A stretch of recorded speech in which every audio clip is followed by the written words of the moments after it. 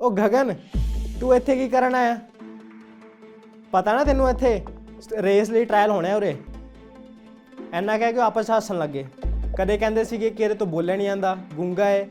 ਉਹ ਮੈਨੂੰ ਦਿਨ ਯਾਦ ਰਹਿ ਗਿਆ ਅਤੇ ਮੈਂ ਸੋਚ ਲਿਆ ਕਿ ਕਿਸੇ ਨਾ ਕਿਸੇ ਦਿਨ ਇਹਨਾਂ ਲੋਕਾਂ ਨੂੰ ਮੈਂ ਗਲਤ ਪ੍ਰੂਵ ਕਰੂੰਗਾ। ਅਤੇ ਫਿਰ ਮੈਂ ਰਿਕਾਰਡ ਅਟੈਂਪਟ ਸਟਾਰਟ ਕੀਤਾ ਅਤੇ ਕੀ ਹੋਇਆ ਕਿ ਪਹਿਲੇ ਘੰਟੇ ਦੇ ਅੰਦਰ ਹੀ ਮੇਰੇ ਹੱਥ ਫਟਣੇ ਸਟਾਰਟ ਹੋ ਗਏ, ਖੂਨ ਨਿਕਲਣਾ ਸ਼ੁਰੂ ਹੋ ਗਿਆ। 10ਵੇਂ ਘੰਟੇ 'ਚ ਜਾ ਕੇ ਕੀ ਹੁੰਦਾ ਹੈ ਕਿ ਮੇਰੀ ਗੁੱਟ ਹਿੱਲ ਜਾਂਦੀ ਹੈ ਅਤੇ ਗੁੱਟ ਹਿੱਲਣ ਤੋਂ ਬਾਅਦ ਜੋ ਮੈਂ ਅਗਲਾ ਪੁੱਲ ਅਪ ਆਪਣਾ ਲਾਨਾ ਤਾਂ ਮੈਨੂੰ ਫੀਲ ਹੋ ਰਿਹਾ ਹੁੰਦਾ ਕਿ ਮੇਰੀ ਜਿਹੜੀ ਗੁੱਟ ਹੈ ਉਹ ਹੱਥ ਤੋਂ ਬਿਲਕੁਲ ਅਲੱਗ ਹੋ ਜਾਏਗੀ। ਜ਼ਿੰਦਗੀ ਵਿੱਚ ਕੋਈ ਵੀ ਜੰਗ ਮੈਦਾਨ 'ਚ ਬਾਅਦ 'ਚ ਅਤੇ ਦਿਮਾਗ 'ਚ ਪਹਿਲਾਂ ਜਿੱਤੀ ਜਾਂਦੀ ਹੈ। ਸਤਿ ਸ਼੍ਰੀ ਅਕਾਲ ਸਾਰਿਆਂ ਨੂੰ, ਮੇਰਾ ਨਾਮ ਗਗਨਦੀਪ ਸਿੰਘ ਅਤੇ ਅੱਜ ਮੈਂ ਤੁਹਾਡੇ ਨਾਲ ਗੱਲ ਕਰਨ ਜਾ ਰਿਹਾ ਮੈਂਟਲ ਟਫਨੈਸ ਦੀ। ਹੁਣ ਮੈਂਟਲ ਟਫਨੈਸ ਤੁਹਾਨੂੰ ਸਾਰਿਆਂ ਨੂੰ ਪਤਾ ਹੀ ਹੋਊਗਾ ਕਿ ਮੈਂਟਲ ਟਫਨੈਸ ਮਤਲਬ ਹੈ ਤੁਹਾਡਾ ਦਿਮਾਗ ਦੀ ਸ਼ਮਤਾ ਕਿਸੇ ਕੰਮ ਨੂੰ ਜਾਂ ਕਿਸੇ ਟਾਸਕ ਨੂੰ ਪੂਰਾ ਕਰਨ ਦੇ ਬਜਾਏ ਕਿ ਕਿੰਨੇ ਰੈਜ਼ਿਸਟੈਂਸ, ਕਿੰਨੇ ਉਸ ਪਰੇਸ਼ਾਨੀਆਂ ਆਉਣ ਉਸ ਕੰਮ ਨੂੰ ਕਰਨ ਵਿੱਚ। ਸੋ ਮੈਂ ਮੈਂਟਲ ਟਫਨੈਸ ਦੀ ਗੱਲ ਕਿਉਂ ਕਰ ਰਿਹਾ ਤੋ ਮੈਂ ਅੱਜ ਤੁਹਾਨੂੰ ਦੱਸਦਾ ਕਿਉਂਕਿ ਮੈਂ ਹਾਂ basically India book of record holder for most pullups in 12 hours, ਜਿਸ ਦੇ ਵਿੱਚ ਕਿ ਮੈਂ 12 ਘੰਟੇ ਲਗਾਤਾਰ ਪੁਲਅਪਸ ਮਾਰੇ ਅਤੇ ਰਿਕਾਰਡ ਬਣਾਇਆ। ਅਤੇ ਸਾਰਿਆਂ ਨੂੰ ਮੇਰੇ ਖਿਆਲ 'ਚ ਪਤਾ ਹੋਏਗਾ ਕਿ ਪੁਲਅਪਸ ਕੀ ਹੁੰਦੇ ਨੇ, ਜਿਸ ਦੇ ਵਿੱਚ ਕਿ ਡੰਡੇ 'ਤੇ ਜਾਂ ਬਾਹਰ 'ਤੇ ਤੁਸੀਂ ਆਪਣੇ ਆਪ ਨੂੰ ਲਟਕਾਉਂਦੇ ਹੋ ਅਤੇ ਉੱਪਰ ਪੁੱਲ ਕਰਦੇ ਹੋ। ਸੋ ਉਸ ਵਿੱਚ ਰਿਕਾਰਡ ਮੈਂ ਬਣਾਇਆ, ਉਸ 'ਚ ਮੈਂ 3101 ਪੁੱਲਅਪ ਲਗਾਏ ਅਤੇ ਉਸ ਦੇ ਨਾਲ ਹੀ ਇੰਡੀਆ ਵਿੱਚੋਂ ਮੈਂ ਪਹਿਲਾ ਬੰਦਾ ਬਣ ਗਿਆ ਜਿਸ ਨੇ ਕਿ ਇਹ ਰਿਕਾਰਡ ਕਾਇਮ ਕੀਤਾ। ਹੁਣ ਤੁਸੀਂ ਮੇਰੇ ਵੱਲ ਦੇਖੋਗੇ ਅਤੇ ਤੁਸੀਂ ਕਹੋਗੇ ਕਿ ਯਾਰ ਤੂੰ ਦੇਖਣ 'ਚ ਤਾਂ ਕੋਈ ਪਹਿਲਵਾਨ ਜਾਂ ਬਾਡੀ ਬਿਲਡਰ ਨਹੀਂ ਲੱਗਦਾ, ਫਿਰ ਤੂੰ ਇਹ ਕਿਵੇਂ ਕੀਤਾ? ਤਾਂ ਮੈਂ ਤੁਹਾਨੂੰ ਦੱਸਣਾ ਚਾਹੂੰਗਾ ਕਿ ਸਿਰਫ ਮੈਂ ਹੀ ਨਹੀਂ ਬਲਕਿ ਦੁਨੀਆ ਵਿੱਚ ਕੋਈ ਵੀ ਬੰਦਾ ਇਹ ਕਰ ਸਕਦਾ। ਸੋ ਉਹ ਮੈਂ ਰਿਕਾਰਡ ਕਿਵੇਂ ਕਾਇਮ ਕੀਤਾ, ਉਸ ਦੇ ਪਿੱਛੇ ਦਾ ਪ੍ਰੋਸੈਸ, ਉਸ ਦੇ ਪਿੱਛੇ ਦੀ ਮੈਂਟੈਲਿਟੀ, ਉਸ ਦੇ ਪਿੱਛੇ ਦੀ ਪ੍ਰੈਪਰੇਸ਼ਨ ਅਤੇ ਉਸ ਦੇ ਪਿੱਛੇ ਦੇ ਐਕਸਪੀਰੀਅੰਸਿਸ ਤੁਹਾਡੇ ਨਾਲ ਪਹਿਲਾਂ ਸ਼ੇਅਰ ਕਰਨ ਜਾ ਰਿਹਾ। ਸੋ 2020 ਵਿੱਚ ਮੈਂ ਇੱਕ ਕਿਤਾਬ ਪੜ੍ਹ ਰਿਹਾ ਸੀ ਜਿਸ ਦਾ ਨਾਮ ਸੀ ਕਾਂਟ ਹਰਟ ਮੀ, ਜੋ ਕਿ ਡੇਵਿਡ ਗੌਗਿਨਸ ਨੇ ਲਿਖੀ ਸੀ। ਸੋ ਉਹ ਕਿਤਾਬ ਮੈਂ ਪੜ੍ਹ ਰਿਹਾ ਸੀ ਅਤੇ ਉਸ ਦੀ ਲਾਈਫ ਸਟੋਰੀ ਮੈਂ ਪੜ੍ਹ ਰਿਹਾ ਸੀ ਅਤੇ ਉਸ 'ਚ ਮੈਂ ਦੇਖਿਆ ਕਿ ਇਹ ਬੰਦਾ ਨੇਵੀ ਸੀਲ ਵੀ ਰਿਹਾ, ਜੋ ਕਿ ਮੰਨੇ ਜਾਂਦੇ one of the toughest defence organisation in the world. ਇਹ ਬੰਦਾ ਅਲਟਰਾ ਮੈਰਾਥਨ ਰਨਰ ਵੀ ਰਿਹਾ, ਇਹ ਬੰਦਾ ਅਲਟਰਾ ਡਿਸਟੈਂਸ ਸਾਈਕਲਿਸਟ ਵੀ ਰਿਹਾ, ਇਹ ਟਰਾਈ ਐਥਲੀਟ ਵੀ ਰਿਹਾ। ਅਤੇ ਮੈਂ ਦੇਖਿਆ ਕਿ ਇਹ ਬੰਦੇ ਨੇ ਇੱਕ ਗਿਨੀਅਸ ਵਰਲਡ ਰਿਕਾਰਡ ਵੀ ਬਣਾਇਆ ਹੋਇਆ ਜਿਸ 'ਚ ਕਿ ਇਹਨੇ 17 ਘੰਟੇ ਤੱਕ ਪੁਲਅਪਸ ਲਗਾਏ ਅਤੇ ਰਿਕਾਰਡ ਬਣਾਇਆ। ਅਤੇ ਇਸ ਤੋਂ ਮੈਂ ਇੰਸਪੀਰੇਸ਼ਨ ਲਈ ਅਤੇ ਮੈਂ ਆਪਣੀ ਗੋਲਸ ਦੀ ਲੰਬੀ ਲਿਸਟ 'ਚ ਇੱਕ ਹੋਰ ਗੋਲ ਵੀ ਐਡ ਕਰ ਲਿਆ ਕਿ ਮੈਂ ਵੀ ਕਿਸੇ ਦਿਨ 12 ਘੰਟੇ ਦਾ ਰਿਕਾਰਡ ਅਟੈਂਪਟ ਕਰੂੰਗਾ ਅਤੇ ਬਣਾਊਂਗਾ। ਪਰ ਹੁਣ ਦੋਸਤੋ ਕਹਿਣਾ ਅਲੱਗ ਗੱਲ ਹੈ ਅਤੇ ਕਰਨਾ ਅਲੱਗ, ਕਿਉਂਕਿ ਉਸ ਟਾਈਮ 'ਤੇ ਮੈਂ ਅਜਿਹਾ ਬੰਦਾ ਸੀਗਾ ਕਿ ਜਿਸ ਨੇ ਆਪਣੀ ਜ਼ਿੰਦਗੀ ਵਿੱਚ 10 ਪੁਲਅਪ ਨਾ ਕਦੇ ਲਗਾਤਾਰ ਲਾਏ ਹੋਣ ਅਤੇ ਉਸ ਟਾਈਮ 'ਤੇ ਮੈਂ ਗੱਲਾਂ ਮਾਰ ਰਿਹਾ ਸੀਗਾ ਕਿ ਮੈਂ 12 ਘੰਟੇ ਦਾ ਰਿਕਾਰਡ ਬਣਾਊਂਗਾ। ਅਤੇ ਉਸ ਤੋਂ ਪਹਿਲਾਂ ਮੇਰਾ ਬੈਕਗਰਾਊਂਡ ਜਾਣਨ ਦੀ ਲੋੜ ਹੈ, ਮੇਰਾ ਬੈਕਗਰਾਊਂਡ ਕਿੱਦਾਂ ਦਾ। ਸੋ ਬਚਪਨ ਤੋਂ ਹੀ ਮੈਂ ਇੰਟਰੋਵਰਟ ਰਿਹਾ, ਨਾ ਮੈਂ ਸਪੋਰਟਸ ਵਿੱਚ ਕੋਈ ਬਹੁਤ ਵਧੀਆ ਸੀਗਾ ਅਤੇ ਉਸ ਦੇ ਕਰਕੇ ਮੈਂ ਫਿਜ਼ੀਕਲੀ ਵੀ ਵੀਕ ਸੀ। ਸਕੂਲ ਲਾਈਫ 'ਚ ਮੈਨੂੰ ਬਾਕੀ ਕਲਾਸਮੇਟਸ ਬੁਲੀ ਕਰਦੇ ਹੁੰਦੇ ਸੀ, ਕਦੇ ਕਹਿੰਦੇ ਸੀਗੇ ਕਿ ਇਹਦੇ ਤੋਂ ਬੋਲਿਆ ਨਹੀਂ ਜਾਂਦਾ, ਗੂੰਗਾ ਹੈ, ਤਾਂ ਕਦੇ ਨਵੇਂ ਤਰੀਕੇ ਲੱਭਦੇ ਸੀਗੇ ਮੈਨੂੰ ਬੁਲੀ ਕਰਨ ਦੇ। ਅਤੇ ਉਸ ਦੇ ਕਿਉਂਕਿ ਉਹਨਾਂ ਦੇ ਅਕੋਰਡਿੰਗ ਇਹ ਸੀਗਾ ਕਿ ਮੈਂ ਫਿਜ਼ੀਕਲੀ ਸਟਰੋਂਗ ਨਹੀਂ ਹਾਂ, ਉਹਨਾਂ ਜਿੰਨਾ ਤਗੜਾ ਨਹੀਂ ਹਾਂ, ਅਤੇ ਉਸ ਦੇ ਕਰਕੇ ਮੇਰਾ ਬਿਲੀਫ ਸਿਸਟਮ ਅਤੇ ਮੇਰੀ ਮੈਂਟੈਲਿਟੀ ਵੀ ਬਣਦੀ ਗਈ ਕਿ ਇਹ ਮੇਰੇ ਤੋਂ ਬਿਲਕੁਲ ਅਲੱਗ ਨੇਗੇ, ਇਹ ਮੇਰੇ ਤੋਂ ਜ਼ਿਆਦਾ ਬੈਟਰ ਨੇ, ਜ਼ਿਆਦਾ ਸਕਿਲਡ ਨੇ, ਜ਼ਿਆਦਾ ਐਥਲੈਟਿਕ ਨੇਗੇ।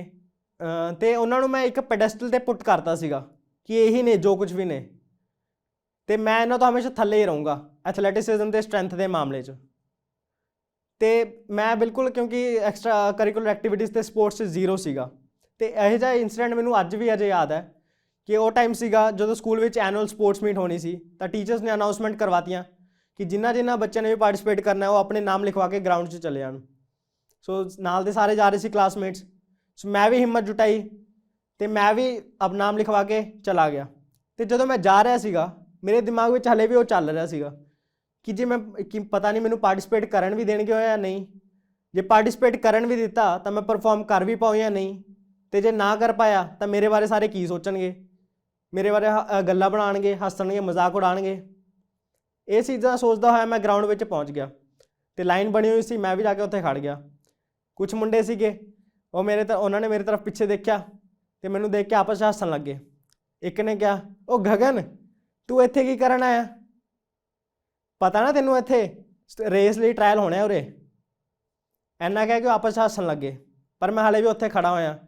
ਇੰਨੇ ਨੂੰ ਇੰਸਟਰਕਟਰ ਆ ਜਾਂਦਾ ਅਤੇ ਉਹ ਮੇਰੇ ਕਿੰਨੀ ਦੇਖਣ ਲੱਗਦਾ, ਪੁੱਛਦਾ, ਹਾਂਜੀ ਬੇਟਾ। ਮੈਂ ਕਿਹਾ ਸਰ ਰੇਸ 'ਚ ਪਾਰਟੀਸਪੇਟ ਕਰਨ ਆਇਆ। ਕਹਿੰਦਾ ਬੇਟਾ ਸਟੱਡੀਜ਼ 'ਤੇ ਫੋਕਸ ਕਰੋ, ਪਹਿਲੇ ਸਾਡੇ ਕੋਲ ਇੰਨੇ ਸਾਰੇ ਪਾਰਟੀਸਪੈਂਟਸ ਨੇ ਅਤੇ ਫਿਰ ਤੇਰੇ ਤੋਂ ਪਰਫੋਰਮ ਤਾਂ ਹੋਣਾ ਨਹੀਂ ਹੈਗਾ। ਇੰਨਾ ਕਹਿ ਕੇ ਉਹਨੇ ਮੈਨੂੰ ਉੱਥੋਂ ਦੀ ਮੋੜਤਾ। ਤੇ ਇਹੋ ਜਿਹੇ ਹੋਰ ਕਈ ਸਾਰੇ ਇੰਸੀਡੈਂਟਸ ਨੇ। ਪਰ ਕਹਿੰਦੇ ਨੇ ਨਾ ਕਿ it's not what happens to you in life that matters, but what you decide to do with what happens to you, that is what really matters.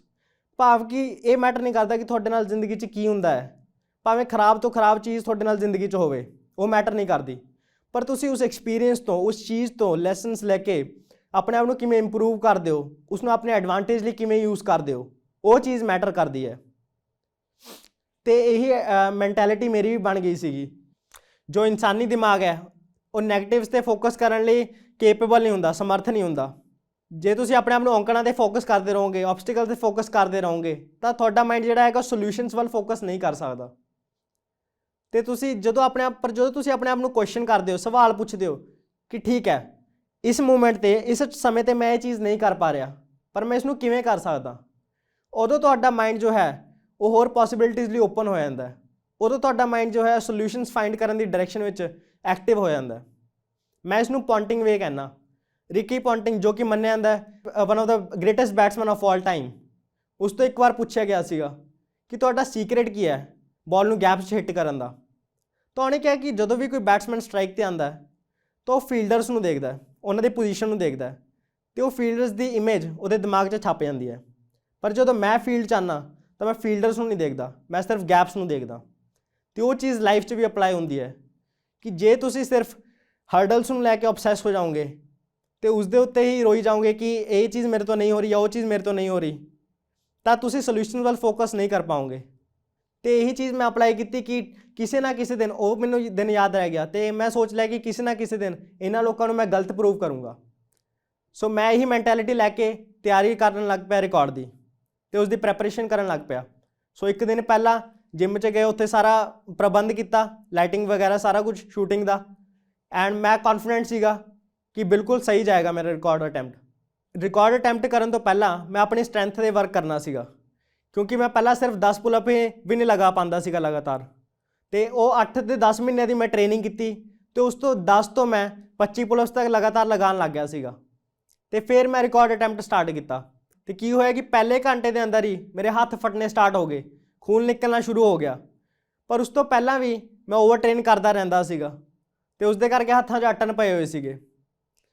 ਸੋ 10ਵੇਂ ਘੰਟੇ 'ਚ ਜਾ ਕੇ ਕੀ ਹੁੰਦਾ ਹੈ ਕਿ ਮੇਰੀ ਗੁੱਟ ਹਿੱਲ ਜਾਂਦੀ ਹੈ, ਅਤੇ ਗੁੱਟ ਹਿੱਲਣ ਤੋਂ ਬਾਅਦ ਜੋ ਮੈਂ ਅਗਲਾ ਪੁੱਲ ਅਪ ਆਪਣਾ ਲਾਨਾ ਤਾਂ ਮੈਨੂੰ ਫੀਲ ਹੋ ਰਿਹਾ ਹੁੰਦਾ ਕਿ ਮੇਰੀ ਜਿਹੜੀ ਗੁੱਟ ਹੈ ਉਹ ਹੱਥ ਤੋਂ ਬਿਲਕੁਲ ਅਲੱਗ ਹੋ ਜਾਏਗੀ। ਹੁਣ ਇਹ ਬਹੁਤ ਹੀ ਕਰੂਸ਼ੀਅਲ, ਇਹ ਬਹੁਤ ਹੀ ਜ਼ਰੂਰੀ ਮੂਵਮੈਂਟ ਸੀ ਮੇਰੇ ਲਈ। ਕਿਉਂਕਿ ਇਸ ਮੂਵਮੈਂਟ 'ਤੇ ਜਾ ਕੇ ਮੇਰਾ ਮਾਈਂਡ ਜੋ ਸੀ ਉਹ ਮੈਨੂੰ ਐਕਸਕਿਊਜ਼ ਦੇਣ ਲੱਗ ਪਿਆ ਸੀਗਾ, ਕਾਰਨ ਦੇਣ ਲੱਗ ਪਿਆ ਸੀਗਾ ਕੁਇਟ ਕਰਨ ਦੇ। ਉਹ ਮੈਨੂੰ ਕਹਿਣ ਲੱਗ ਪਿਆ ਸੀਗਾ ਕਿ ਛੱਡ ਯਾਰ, ਹੁਣ ਛੱਡ ਦਿੰਦੇ ਹੈਗੇ, ਬਹੁਤ ਹੋ ਗਿਆ ਇੰਨਾ, ਕਿ ਗੁੱਟ ਹਿੱਲੀ ਪਈ ਹੈਗੀ, ਹੱਥ ਫਟੇ ਪਏ ਨੇ। ਅਤੇ ਉਹ ਰਿਕਾਰਡ ਅਟੈਂਪਟ ਕਰਨ ਤੋਂ ਪਹਿਲਾਂ ਵੀ ਮੈਨੂੰ ਮੈਲਟ ਫਿੰਗਰ ਇੰਜਰੀ ਹੋਈ ਪਈ ਸੀ, ਅਤੇ ਉਸ 'ਚ ਕੀ ਸੀ ਕਿ ਜਿਹੜੇ ਜੁਆਇੰਟਸ ਨੂੰ ਜੁਆਇਨ ਕਰਦੀ ਹੈ ਮਸਲ, ਉਹ ਟੁੱਟ ਗਈ ਸੀ, ਅਤੇ ਉਸ ਤੋਂ ਮੈਂ ਹਾਲੇ ਵੀ ਰਿਕਵਰ ਨਹੀਂ ਹੋ ਪਾਇਆ ਸੀਗਾ, ਅਤੇ ਹਾਲੇ ਵੀ 2 ਘੰਟੇ ਪਏ ਨੇਗੇ। ਹੁਣ ਅੱਗੇ ਹੋਰ ਕੰਟੀਨਿਊ ਨਹੀਂ ਕਰ ਸਕਦਾ। ਉਸ ਮੂਮੈਂਟ 'ਤੇ ਤੁਹਾਡਾ ਮਾਈਂਡ ਇੱਕ ਕੁਐਸਚਨ ਕਰਦਾ ਹੈ ਕਿ ਕੀ ਲੋੜ ਹੈ ਕਰਨ ਦੀ, ਛੱਡ ਦਿੰਦੇ ਹਾਂ, ਇੰਨਾ ਕਰ ਲਿਆ ਬਸ ਬਹੁਤ ਹੈ। ਪਰ ਉਸ ਮੂਮੈਂਟ 'ਤੇ ਤੁਸੀਂ ਉਹਨਾਂ ਕੁਐਸਚਨਸ ਨੂੰ, ਉਹਨਾਂ ਇਨਸਿਕਿਉਰਿਟੀਜ਼ ਨੂੰ, ਉਹਨਾਂ ਫੀਅਰਸ ਨੂੰ, ਉਹਨਾਂ ਡਾਊਟਸ ਨੂੰ ਤੁਸੀਂ ਆਨਸਰ ਕਰਨਾ ਹੁੰਦਾ। ਸੋ ਉਸ ਮੂਮੈਂਟ 'ਤੇ ਮੈਂ ਆਪਣੇ ਆਪ ਨੂੰ ਇਹ ਕੁਐਸਚਨ ਪੁੱਛਿਆ ਕਿ ਮੈਂ ਕਰ ਕਿਉਂ ਰਿਹਾ। ਮੈਂ ਸੋਚਿਆ ਕਿ ਜੇ ਮੈਂ ਇਹ ਰਿਕਾਰਡ ਅਟੈਂਪਟ ਕਰ ਲੈਣਾ ਅਤੇ ਇਸ ਨੂੰ ਸਕਸੈਸਫੁਲੀ ਪੂਰਾ ਕਰਦਾ ਤਾਂ ਇਸ ਦੇ ਨਾਲ ਹੋਰ ਲੋਕਾਂ ਨੂੰ ਕਿੰਨੀ ਇੰਸਪੀਰੇਸ਼ਨ ਮਿਲੂਗੀ, ਅਤੇ ਨਾਲ ਹੀ ਨਾਲ ਇਸ ਦੇ ਨਾਲ ਮੇਰੇ ਕੋਲ ਇੱਕ ਮੌਕਾ ਹੈ ਉਹਨਾਂ ਲੋਕਾਂ ਨੂੰ ਗਲਤ ਪ੍ਰੂਵ ਕਰਨ ਦਾ ਜੋ ਕਹਿੰਦੇ ਸੀ ਕਿ ਮੈਂ ਇਸ ਏਰੀਆ ਵਿੱਚ ਕੁਝ ਕਰ ਨਹੀਂ ਸਕਦਾ। ਸੋ ਮੈਂ ਆਪਣੇ ਆਪ ਨੂੰ ਮੋਟੀਵੇਟ ਕੀਤਾ, ਮੈਂ ਹੋਰ ਪੁਲਅਪਸ ਲਗਾਉਂਦਾ ਰਿਹਾ।